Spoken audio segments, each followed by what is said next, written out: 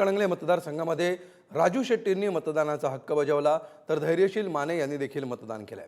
सत्यजित पाटील यांनी देखील मतदानाचा हक्क बजावला।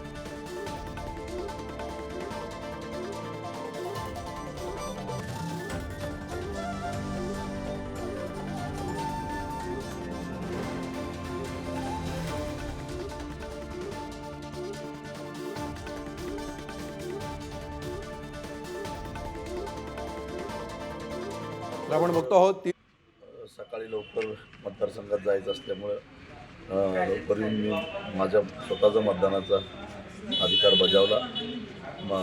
98 वर्षाच्या वयोवृद्ध आईचा पहिल्यांदा आशीर्वाद घेतला आणि या ठिकाणी मतदान करून मी आता माझ्या कामाला निघालेला आहे।